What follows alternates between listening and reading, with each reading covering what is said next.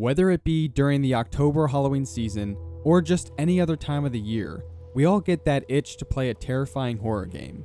For whatever reason, we either enjoy experiencing jump scares or we want to fuel that paranoia we get when running away from the room we just turned the lights off in. Also, we made another horror games video last year, so if you want to see even more games that are similar to the ones on this list, it'll be linked above and shown at the end of the video.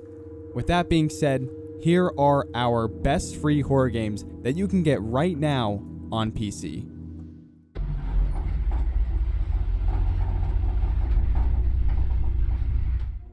So, starting out this list strong, we have Wrong Floor, which is a game you won't find on Steam, but rather on itch.io. This title, as with a lot of the other ones on this list, is a short game, and it takes around 15 minutes to beat or so. But don't let that playtime turn you off of this game, or any other game in this list, because trust me, when I say these games don't need to be 6 hours long to be scary, I definitely mean it. Wrong Floor is developed by the developer that goes by the name N4BA. I don't know much about the developer or what else he has going on, but I will say that whoever this person is, they know how to make people uncomfortable. I don't want to spoil any of the experience, but the game makes you feel extremely disturbed and you're always on edge. I'm the type of person that dislikes games that just throw jump scares out for no apparent reason, so I appreciate this game's approach to the atmosphere and tension. Like I had mentioned before, this is an incredible start to the list, so you should definitely consider trying out Wrong Floor.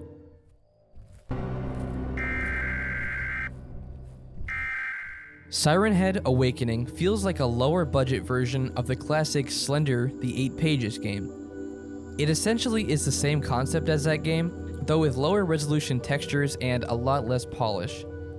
The game starts out with you in the woods, armed with nothing but a flashlight. Your car has broken down, and you need to find 4 items to fix it. With each item you find, Sirenhead becomes more and more aggressive, chasing you down the entire time. One thing that I found to be annoying was the very repetitive noise that Sirenhead makes as he chases you. It only plays one sound, and it gets a bit grating after a little bit. This Sirenhead game is better than another Sirenhead game on Steam called The Siren's Forest, but it's still nothing groundbreaking. It's a good game to play if you have a few minutes to kill, but don't expect anything super high quality. If you aren't a horror game veteran, then you might actually find this game somewhat scary, but I imagine that most people won't even find it scary at all. Even then, a lot of people still enjoy this style of game, so if it seems interesting to you, then you should definitely check it out.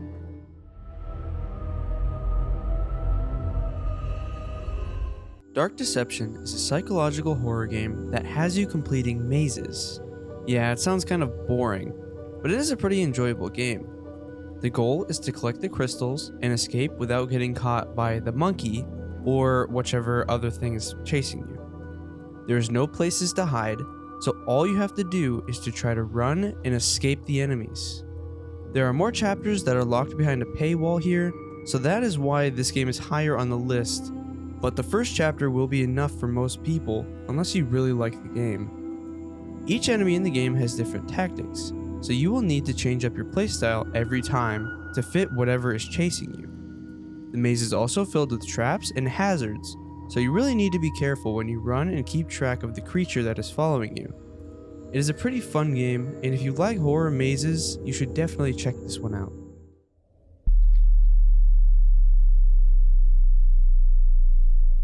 My Friend Raven has earned a spot on this list because of its unique story and art style.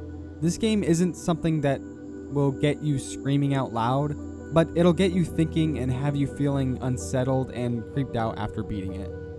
The game actually has some replayability to it, since you can get different endings depending on the things you discover and do, which just adds to the value of the game. The game's art style is incredible, and the atmosphere is extremely unsettling. It sort of reminds me of something along the lines of Bendy and the Ink Machine, which is a huge plus for me. Also, the game is about 15 to 30 minutes long. Again, this game isn't something that will have you jump scared every 3 seconds and people with axes chasing you around, but Rather, it's actually an intriguing story about a post-apocalyptic world that has been destroyed by a plague. I won't spoil anything, but I think the game is more atmospherically creepy and horror-like, but the story and meaning behind it is actually something I appreciate the developers writing in there. Overall, My Friend Raven is a unique horror game that you won't see much of anywhere else, and I highly recommend giving it a try.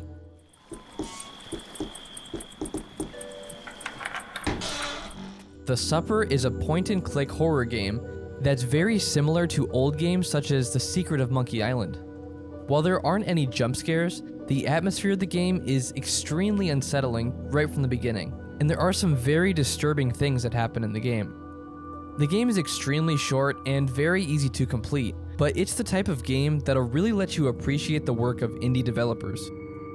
I grew up playing a ton of point-and-click games, and I have to say that this one brought me back to those old nostalgic games. The character design contributes to the unsettling atmosphere, and the world design really helps to draw you in, even for a short game. I actually wish that there were a much longer version of this game. Even though it's short, you can tell that a lot of work went into it, from the pixel art to the environment design. If you're a fan of point-and-click games, or if you just really like pixel art games, then The Supper is a great game to play.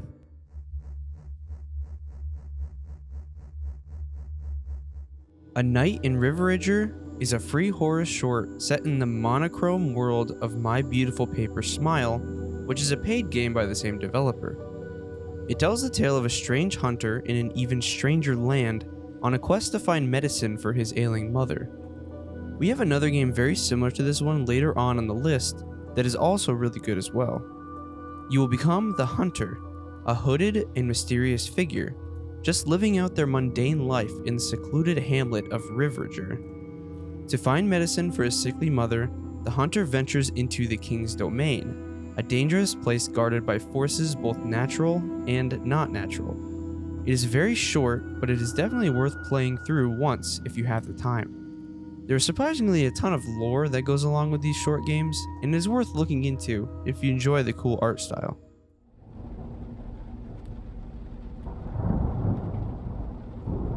Flicker of Hope, as you probably can gather from the footage, is somewhat inspired, or at least looks similar to the Little Nightmare series and other games in that genre. You play as a little candle that traverses through a dark cathedral in order to light all the candles. I actually really love this game. It's got some cool mechanics in it, like your doubter, I believe it's called, which can help prevent your flame from being spotted from the monsters or spirits. It just has that cute but eerie Little Nightmares vibe to it, and Little Nightmares 1 and 2 are among my favorite games of all time.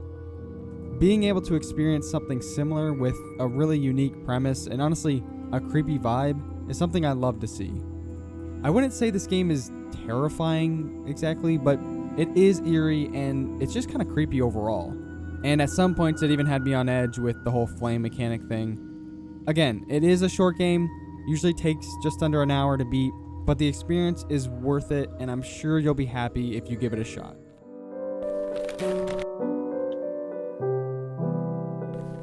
Escape Room: The Sick Colleague is an escape room game with some light horror elements.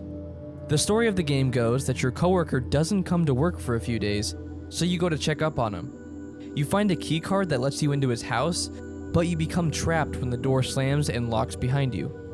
Before your coworker comes home, you need to find a way out, but you quickly find that things aren't as they seem.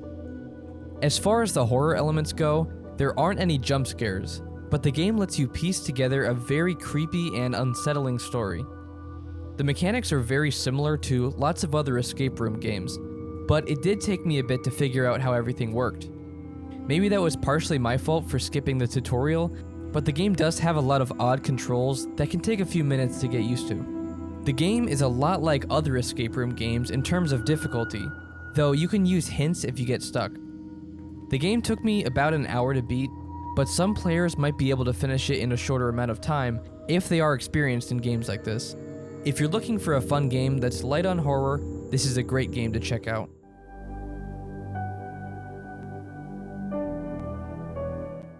Cry of Fear is a psychological single-player or co-op horror game set in a deserted town filled with horrific creatures and nightmarish delusions.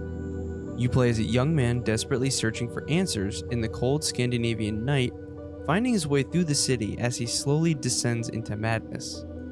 For a game that came out in 2013 with such good reviews, we haven't really looked into it like we should have. It is a very creepy and story-driven horror game that is surprisingly better than you think. It is co-op, so you can also play with your friends if you want to as well. There are a ton of weapons and a full campaign to play through, so if you like horror, then go ahead and try this game for yourself. If you have tried any of these games on this list, let us know down in the comments below. And make sure to leave a like if you enjoyed playing some of them. There are not a lot of good horror games out there, and the best thing we can do is to help you find those hidden gems that are already out there instead of waiting for the next best thing. I hope you enjoyed the video, and make sure to like and subscribe. We also have a gaming podcast if you are interested in listening to that as well. All links are in the description, and thanks for watching.